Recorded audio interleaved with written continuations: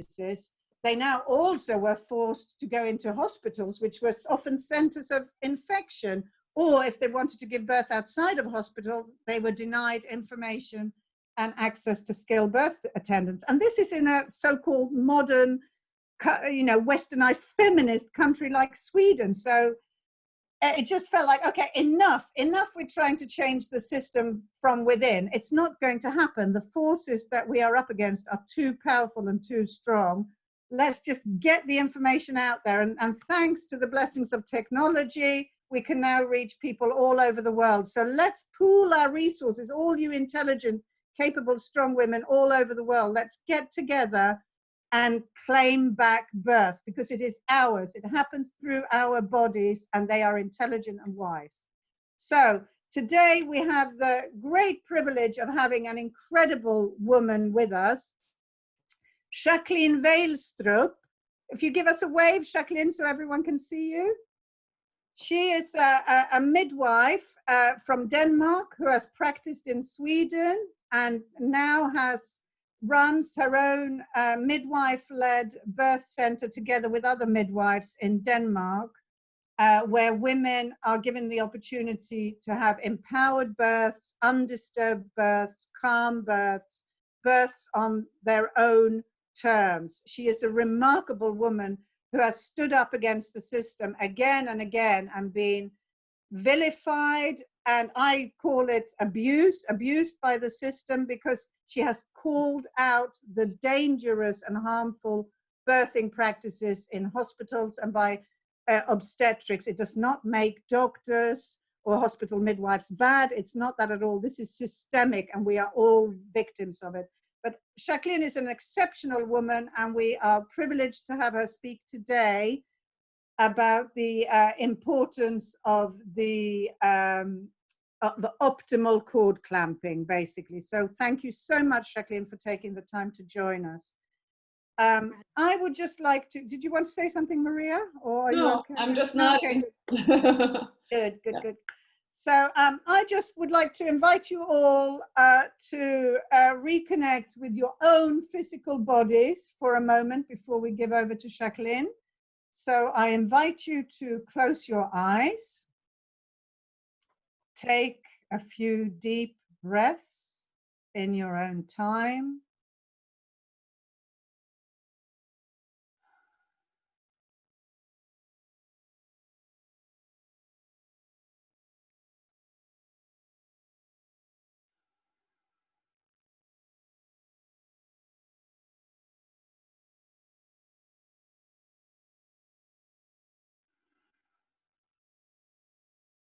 And feel the connection with your living tissues, the intelligence of your body that is always present, always ready there for you to access the own deep knowing of your body.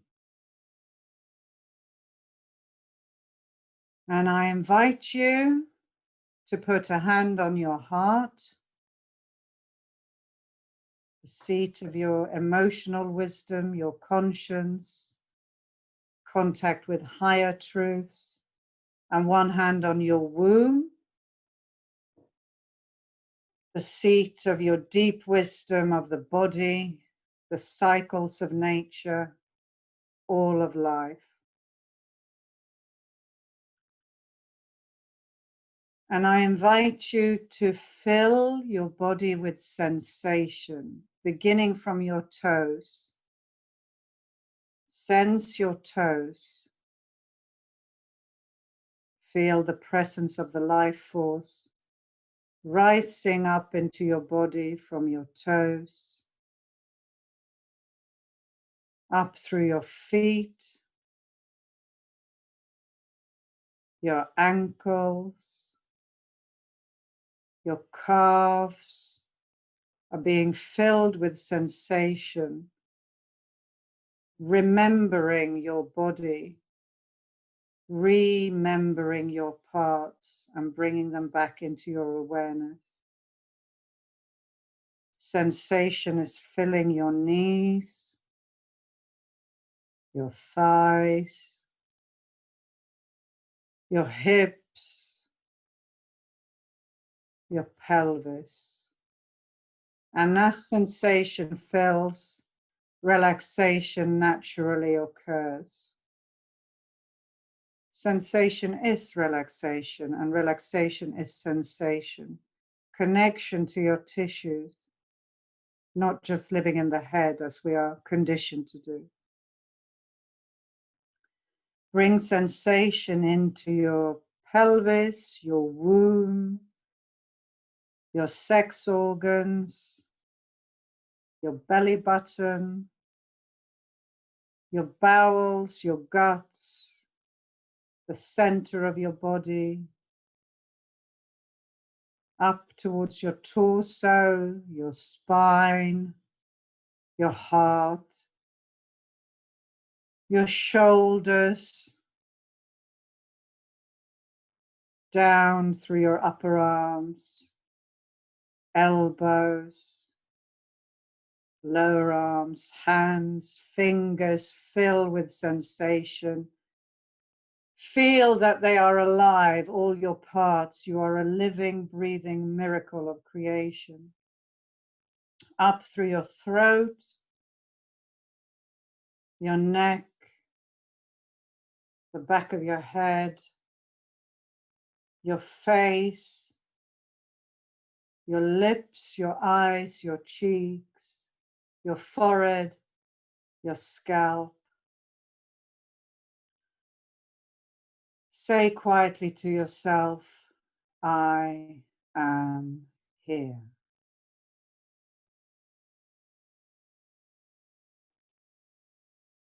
Take a breath.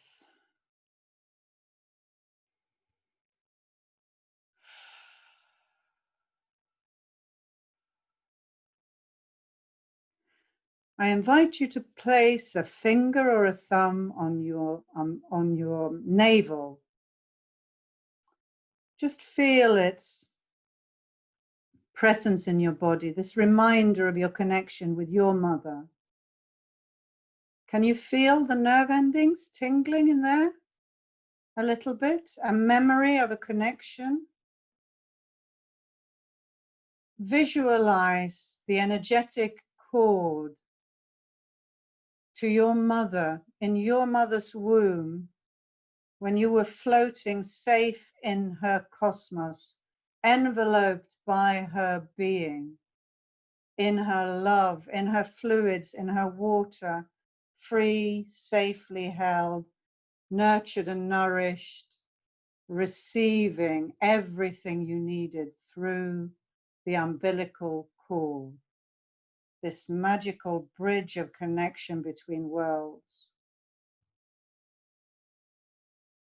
From your mother's womb, visualize the connection with her tissues, out through her muscle walls of her uterus, out into her skin, and to her navel, and on through her umbilical cord to the connection with your grandmother, your mother floating in her mother's womb, connected, held warmly in her tissues, your grandmother's womb space. And follow the thread out through her tissues, to her skin, to her navel, to her belly button, your grandmother's belly button, and on out through her umbilical cord into your great grandmother's womb, your grandmother's womb, your great grandmother's womb.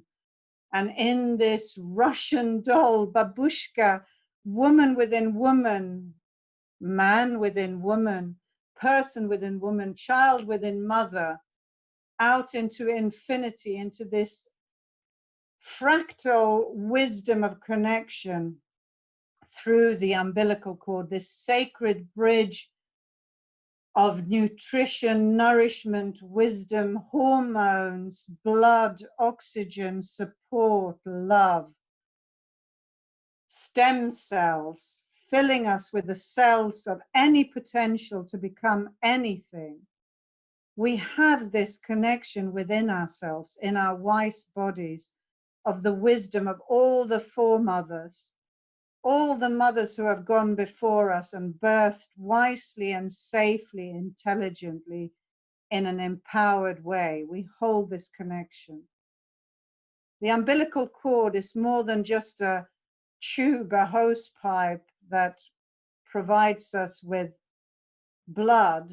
It is a connection with the past, and our belly buttons hold the potential to connect with the future. So I invite you, women who are pregnant, to move inwards towards your child and the beautiful umbilical cord that you hold within yourself, this bridge from the past to the future, and offer it your blessing.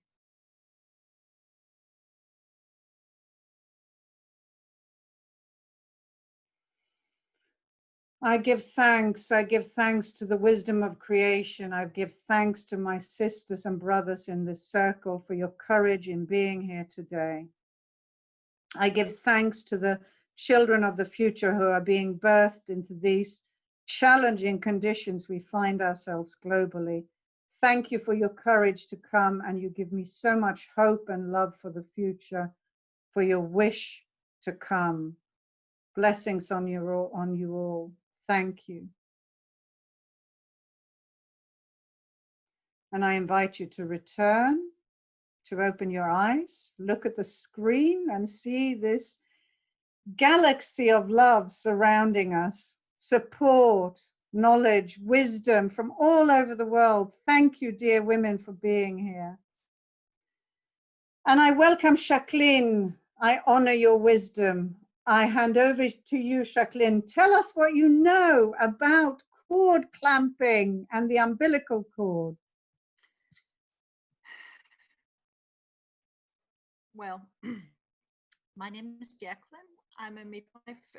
I have been dealing with many aspects of birth. I have been a home birth midwife for many years, and I have also practiced in the medicalized model of birth in Sweden, in Denmark, Norway, all over the place.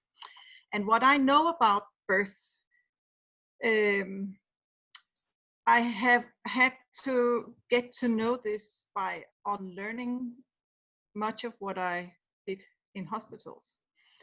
Meaning that a lot of the over-medicalization that we do as prophylactic measures, I mean, we all want to have a safe baby in a safe and a safe birth, a live mother and a live baby, but that's only the beginning.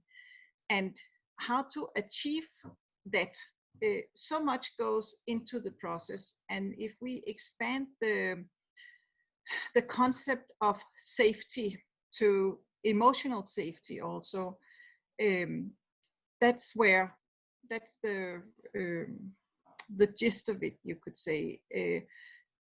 So my knowledge of birth is really rolling back much of the medicalization of birth and finding that rather than making it safer to medicalize, it makes it less safe, which is also borne out in evidence and in all research showing that the less intervention prone the environment You are is. breaking up, Jacqueline. There's like a background noise and you're breaking up a bit. Is there any interference? Is everyone muted?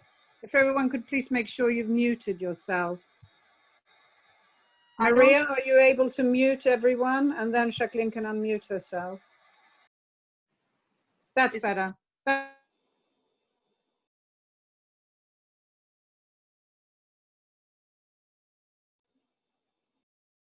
I'm muted too. Am I not muted? Can you hear me? Okay.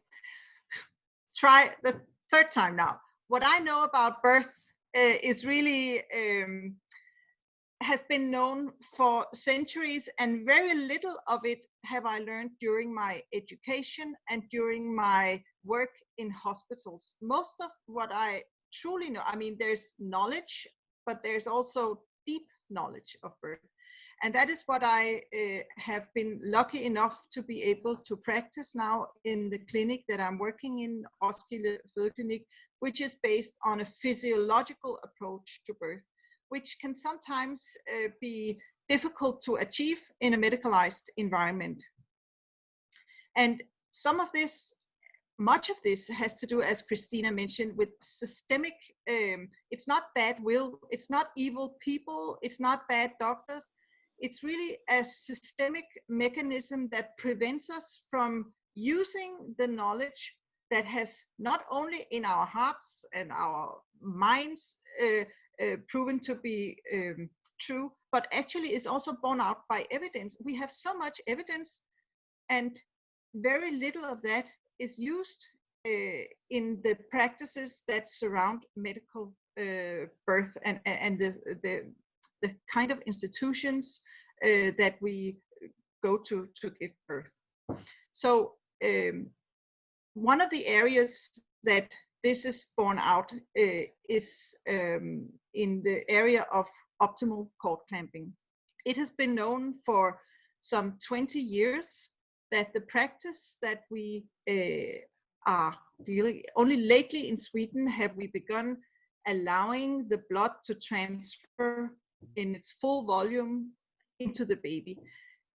But up until 5 years ago, all babies were born and immediately the cord was clamped in order to quality assure our practices, meaning that we had to take a test measuring the pH of the blood as a quality measurement for how well the baby was oxygenating.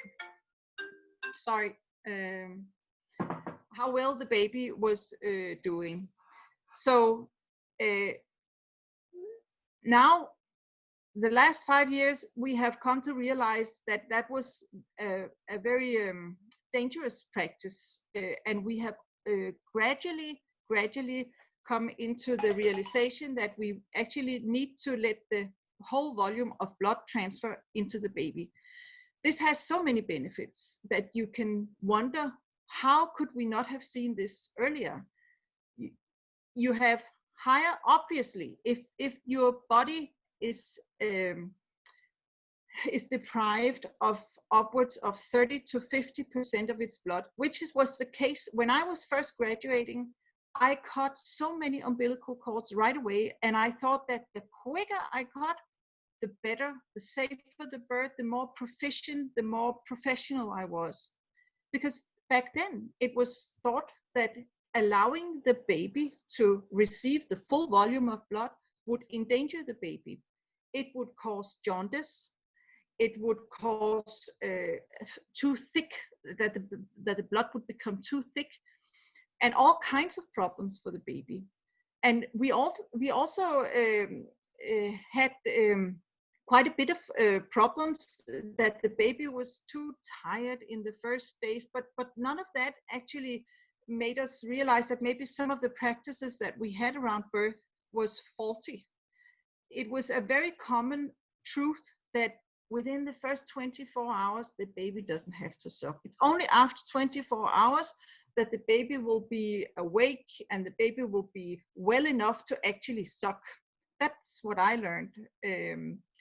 And then I started to work as a home birth midwife. And we worked in a little team where I was really provoked, and I had all my educational beliefs tested, because with the home birth midwives, they would never, ever touch the placenta.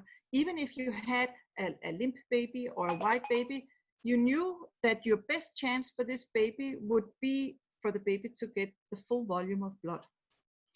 And so when I got back into hospitals and working there, I saw scenarios where, even though we had started to allow the baby to get the full volume of blood, there was no exception to this rule.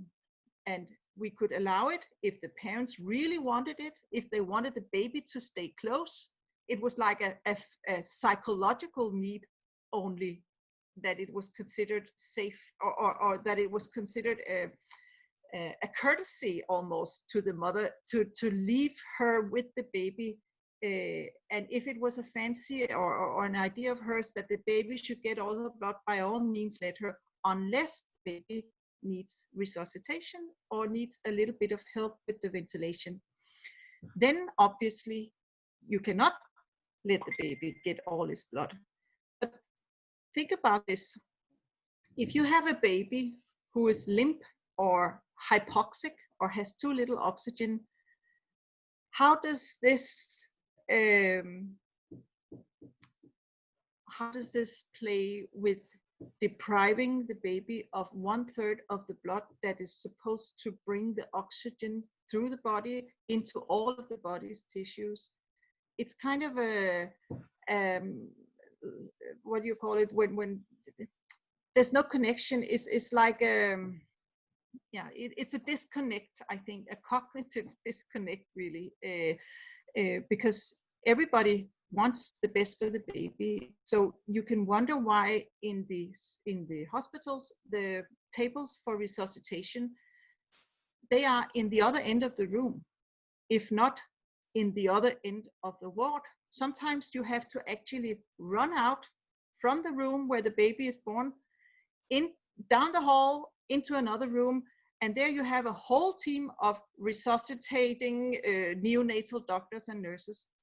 But as a home birth midwife, you learn that the most important resuscitation equipment, that's actually, it was there all along. It's the placenta and it's the full blood volume of the baby. So why has this practice persisted for all those years? You can wonder.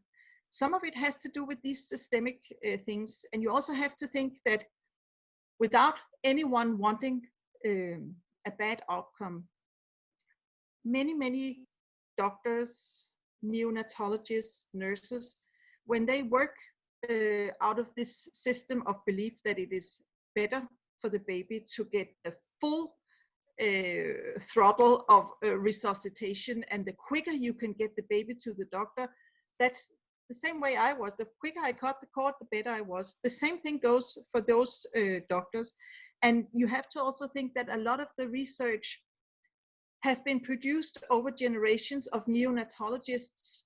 And if you all of a sudden, even though this knowledge has begun to appear, it's a very slow process of implementing it, because if you have built your whole career on some little thing that could optimize a really bad resuscitation procedure, then obviously you have a tendency to protect your little contribution to the whole body of knowledge, right? So there's a lot of work to do for midwives. Midwives cannot just be trained. They need to also be activists, and they need to equip themselves with the knowledge of what it does to the baby to be deprived of 1/3 upwards of half the volume of blood. What this does is it lowers the blood pressure. And in order to compensate for that, there are mechanisms throughout the body that will try to increase that blood pressure, which in turn makes it more likely that the baby will have bleeding in the brain. And this is only short term. All the other organs also need to be oxygenated and perfused. And how do you think that happens if you have only 50% or 2/3 of your blood? Obviously, there are less blood cells to bring around the oxygen, right? So even if you do need to resuscitate the baby, and that happens even in our clinic in Roskilde, where we give birth with no interventions, occasionally you get a baby out which is a little limp, much more rarely, but nevertheless. And we could never ask a baby to choose between air or blood, because we know that the baby deserves both, right? So what we have done here to bridge that gap or dilemma is that we have mounted all the same resuscitation equipment that they have in the hospital. We have mounted that on a little trolley from IKEA, And we have the oxygen, the suction, everything there, because obviously the baby sometimes need a little bit of help, but we shouldn't almost kill off the baby in order to help it in a different room, because that actually exacerbates the damage. Is everything I'm saying going through here? Okay. So we have mounted our resuscitation equipment on a little trolley, which makes it possible to give the baby both air and leave it with this blood. And we have great results with that. And even in hospitals, this can be done. And even if the doctors are opposed to it, and I have to say not all doctors are. We have in Sweden, Ola Andersson, he has the big SAVE study, which involves a study around all the departments, almost, or not all the, but many, many departments where they do a randomized control trial, because that means that all the babies that are born compromised, they will be randomized to two groups. One group where they do as usual, namely cut and run, and another group where they do the resuscitation between the mother's legs. And that's really all you need. It's not about what gimmicks you can acquire, because sometimes it's used as an excuse to cut and run, that we can't afford this equipment, these trolleys. Our trolley costs 379 kroner in IKEA. So really, you don't need much. What you need is the placenta and the blood. And if you have a limp baby as a parent, you can make sure that your baby will be, you have to ask, you have to write that in your birth plan. And as a midwife, you can also ensure that in case a neonatologist will be involved, that you move the resuscitation table. Everything in the birthing room is on wheels anyway. So you can just scoot, remove the CTG monitor away from the side of the bed, scoot the resuscitation table over next to your birthing bed if you're lying on the bed or standing next to the bed. Then you can resuscitate the baby, or you can at least prepare for the neonatologist, because sometimes it's such a leap of imagination, apparently, to even think that you could move these furniture around so that you can, it's very feasible, even in a Swedish labor ward. So you have to demand that. And doulas, you have to make sure that this idea is actually presented to the midwives. And the midwives, if they have a demand from the parents, they are much more able to help you, because really inside of them, they know and they want to do it, but they have to have some kind of permission to do it. So if you have that as a demand, or you write that on your birthing plan, or your doula helps you to achieve this, that's possible for your baby to receive the full volume of blood.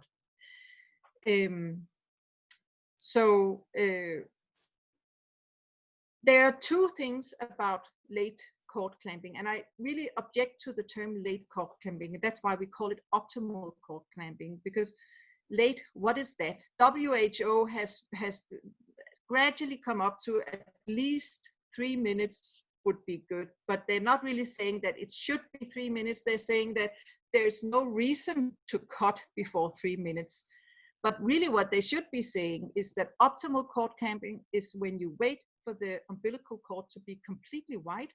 Some babies, and this is the crucial thing, some midwives say they're just waiting and feeling the pulse of the umbilical cord, and when it stops pulsing, there's no more blood. But the palpating in itself is actually stopping the pulsations. And that's because there's a mechanism in all blood vessels where they kind of cramp when they are disturbed or touched. They almost clamp together. So you shouldn't actually touch that umbilical cord at all. And what's the hurry anyway? I mean, the placenta isn't going anywhere. What you need to do here is you need to leave it completely undisturbed, not touch the umbilical cord at all. Some babies will have transferred the full volume of blood within 3 minutes, and other babies will take 3 or 45 minutes, because what determines the baby's need for blood is the baby's heart will pump whatever blood is remaining in the placenta, and the space within the vessels of the baby is what determines how many milliliters can we fit into it. And only when the baby has repeatedly breathed, the vessels and the volume of the vessels, they will expand. When the baby is breathing, the volume inside of the vessels have become much bigger. So the pumping of the heart, the amount and the volume within the baby's heart, it's also a passive transport. It's not only pumping, it's also a passive transport. So if you have a closed system and you have the volume of the baby's vessels over here and they're expanding, it almost sucks the blood into the baby, you see? So passive transport, pumping, which is active transport, and also gravity. So what you should not do, and what many midwives and doctors, especially if you have a cesarean section, then the baby is lifted up, which is bad, because with the passive transport and the pumping of the baby's heart, that's sometimes not enough to pump it upwards. Whereas if you keep the baby under the level of the placenta, you will have much more help from gravity, so that the baby quicker gets the full volume of blood. So if, for instance, you give birth on the floor, it's not a good idea for the birth attendant or for the partner to lift up the baby above that. You just hold your baby close to you and wait for the heart to pump all into the baby. Before I go on to the next, do you have any questions or clarifications so There far? is dear Jacqueline, thank you so much. Incredibly useful. So much information provided. Thank you. There is a question here. Someone's asking, what do you do if you were to need to resuscitate the baby during a home birth? During a home birth, I have much the same equipment as I do in hospital, actually. We don't have the NeoPuff with the oxygen, but actually atmospheric air is the best, because sometimes you can actually exacerbate damage by giving oxygen. So a normal ambubag, you know, a manual resuscitator is all you need. So really what I would say is that the baby auto resuscitates when it's allowed the full volume of blood. So sometimes not much is really needed, but you need to be a little bit more patient. If you have to run through the whole hospital ward, then obviously you need to cut quickly, because the algorithm says that in 60-minute ventilation has to be started. But if you only have 60 seconds. If you only have 60 seconds to cut, to run through the labor ward, then obviously you cut it too soon. Whereas if you give the baby at least a minute, and you, within that minute, you start to gently rub the baby, you hold the baby under the level so that gravity will bring back, then the organs will start to be perfused and the baby will resuscitate itself. That's what happens most often. And that's why I was so shocked when, after many years as a home birth midwife, I came back into a Swedish labor ward where I saw these other practices, and I felt like I felt like an accomplice in these almost, I don't mean to scare anyone, but really, I mean, I could see that the things that we did in those situations, if you had a shoulder dystocia, or if you had like a bradycardia where the heartbeat was a little bit compromised towards the end, then the babies were so much worse off in the hospital than I had seen in the homes. So we do the same things, but we do them with a little bit of delay, you could say, because what is needed is often very little, but it's very important that the right measurements are taken, which is the full volume of blood. It's very interesting that one measurement of a compromised baby is you measure the pH of the blood. Although it has been shown through many studies that there's almost no correlation between pH of the blood and later damage. You have, if you measure the child's neurocognitive abilities after 5 years, there's almost no correlation between the pH of the blood and whereas it should be called ischemic damage to the brain, because what we have interpreted as pH damage or as too little oxygen is maybe damage arising from the treatment that the baby received after the moment of birth. So a neonatal brain tolerates hypoxia, too little oxygen, much better than it tolerates too little blood. Because Jacqueline, sorry, can you explain what hypoxia is for everyone who are not, you know, a nurse or midwife? Too little oxygen. If the baby's heartbeat goes down, that's interpreted as the baby has too little oxygen, and it may well have, but the baby's constitution is such that it tolerates hypoxia to a certain degree much better than the adult heart would tolerate it, and much better than it tolerates too little blood, which is called hypovolemia also. Because if you have both, then you really then there are really problems. If you have both too little oxygen and too little blood, then the outcome is obviously much worse. But since you had this mental disconnect or cognitive disconnect, you have never interpreted the damages arising from too little blood as that. You have misinterpreted as a sign of too little oxygen throughout birth. But that's about to change, and that's what Ola Andersson is changing also. There are studies done in Nepal where he has, or his team, Mats, many very good doctors from Nepal and from Sweden has made this study in Nepal, which is now being repeated in Sweden in a Swedish setting.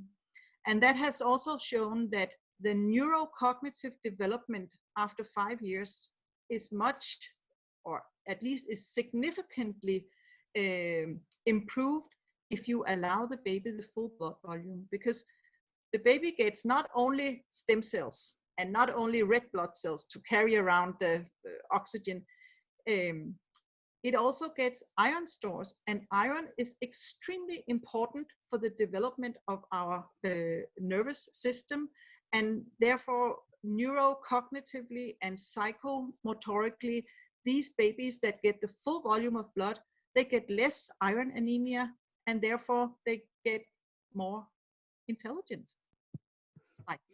Nevertheless, why not take everything we can? Jacqueline, can I just ask you something?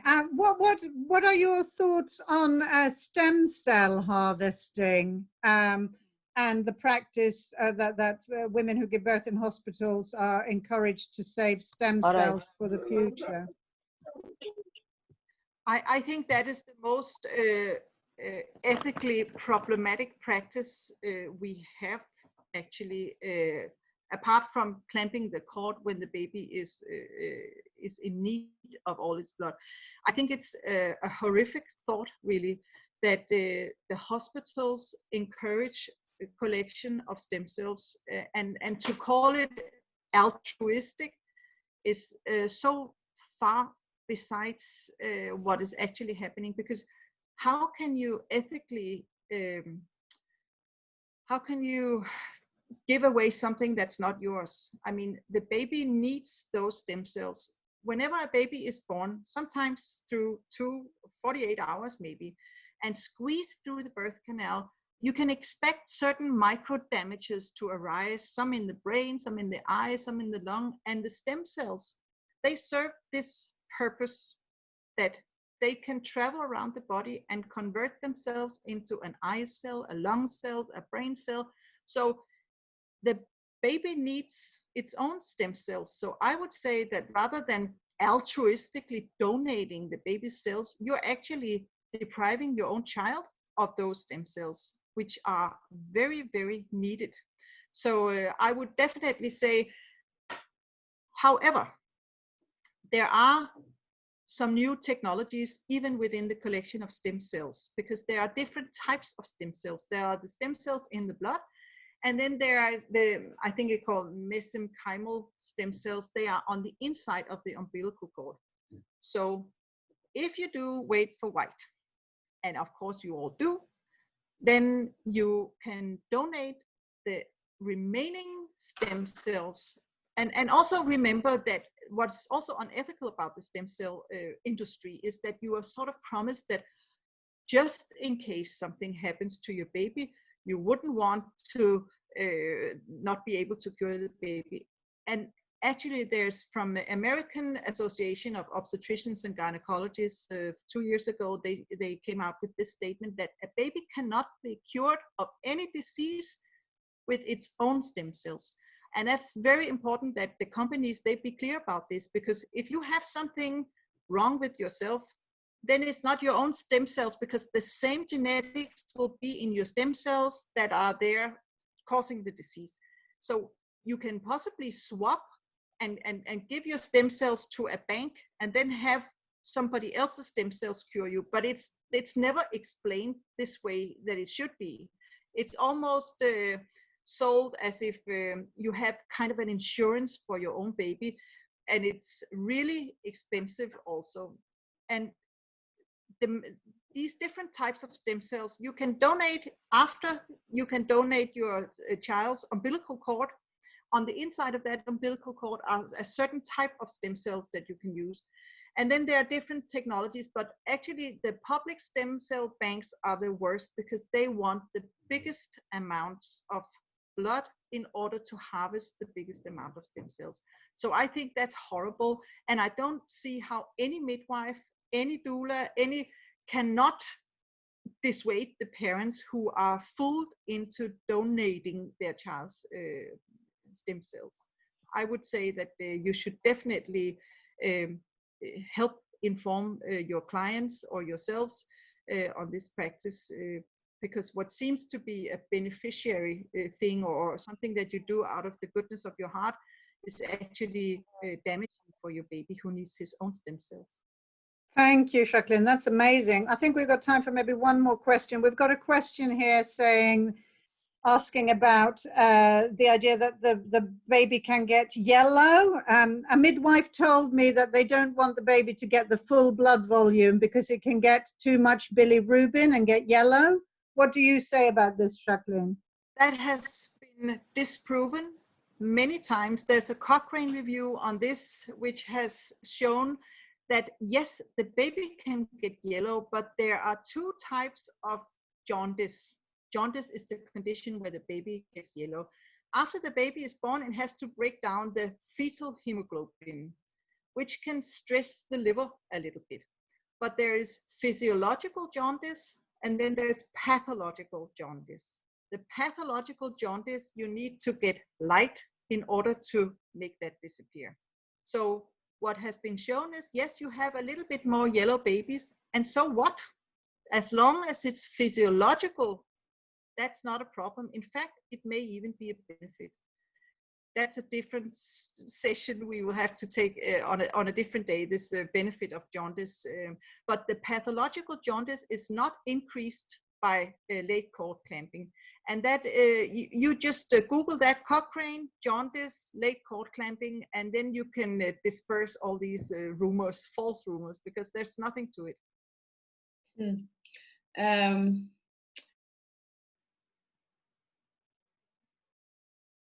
Unmute. Maybe we have time for a few more questions. Someone is asking about lotus birth. When you save the, the cord until it falls off.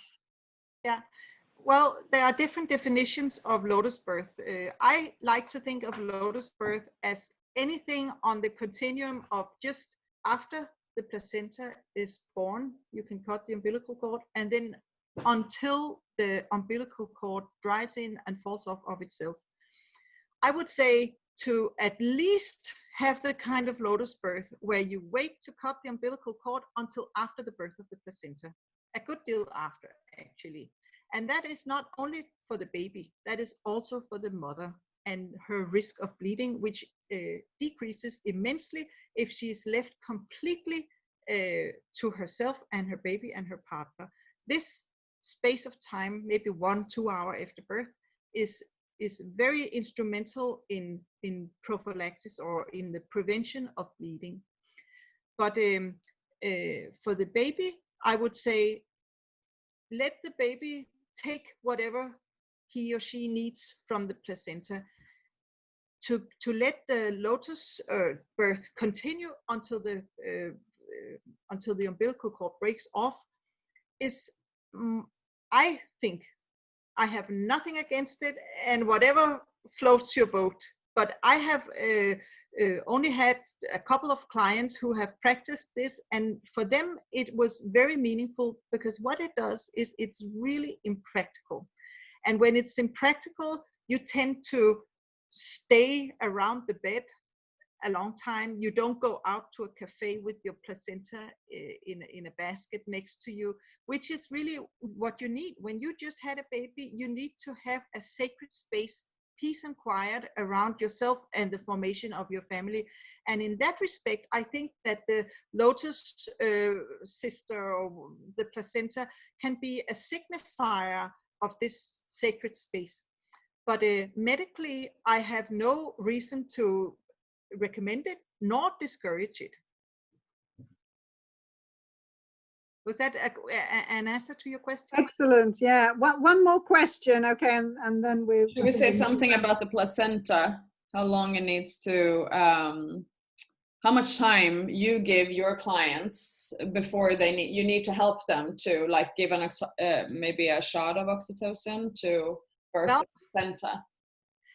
See, if I were just at home with a woman who has decided to give birth at home, I don't give anything. They take what they want, and I'm fine with that. As long as there's no bleeding, as long as there's no sign, then they can take 1 hour, 2 hours, however long they need.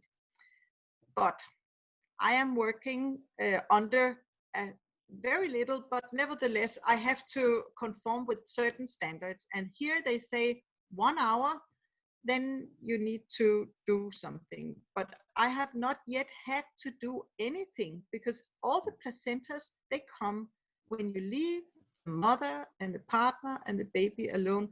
They do the work. If the baby gets all its blood, it's more vigorous. That means that it sucks on the breast more readily. That means that the sucking will make the uterus contract, and the baby and the placenta will be squeezed out within that hour. The baby is the most efficient prophylactic you have for bleeding, and it's been done forever. But even if the placenta wouldn't come, like at a home birth, if it doesn't come, I do obviously have medicines. I can also use acupuncture if you want to conform with this within 1 hour. But really, I have to say, we have actually now statistics from our birth here where we do nothing. We stand back, we keep in the background, because what needs to happen after you've given birth is that the oxytocin level has to increase dramatically. You have never the flood of oxygen as you have just after your baby is born. And that is allowed to happen only if you're undisturbed, if you're looking at your baby, if your baby is crawling on your tummy, if it's sucking on your breast, then that will reinforce this pulsing of oxytocin that will give birth to the placenta. Whereas if you're in a hospital ward, if the midwife needs, because she has time limits, two hours after birth, she needs to be finished. She needs to have sutured, she needs to have cleaned under your bed. Come on, baby, and your baby needs to get a hat on, and she's talking and talking. And all this will actually increase the risk of bleeding, because you need to be undisturbed completely.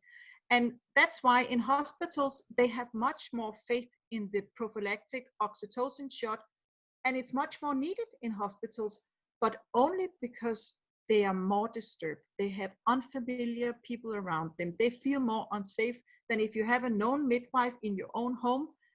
Obviously, you have optimal conditions. So optimal cord clamping is really about optimal conditions for the whole entity of birth. And the third stage of labor is one that is charged with fear in hospital, whereas the safest thing is actually if it's charged with love, because that gives the confidence to prevent bleeding and to give birth to your placenta in the most natural way. Thank you, Jacqueline. That was very, very informative and inspiring, I think. I hope all of you felt the same. And now time is up, really. But I hope you stay tuned to our next webinars. And yeah, thank you, everyone. Thank you, Jacqueline, for wanting to be with us today. Thank you. I think that's an amazing note to finish off, to be charged with love. And that is what oxytocin, the love hormone, does. And let us allow it to do that for mother and baby. And we will provide a fact sheet with links to the research, the evidence-based research that Jacqueline has kindly put together for us. We'll make sure everyone gets that afterwards. And for those of us who are in our Facebook group, which is in Swedish, we'll provide it there as well. And just to round off, I normally show some goddess or talisman or symbol at the end of each webinar. And this time I'll show you my umbilical cord that I've made out of natural dyed cotton wool. And I encourage you to do the same. And at the end of it, I've tied a little symbol of connection to my foremothers, all the women who have birthed safely before me. It's a little grouse or ptarmigan from the north of Sweden. And I can use that to tune in to my own wisdom. And I encourage you to do the same. Find the things that work for you. Lots of love and oxytocin. Big hug to you all. Have a fantastic weekend. Thank you. Okay. Bye.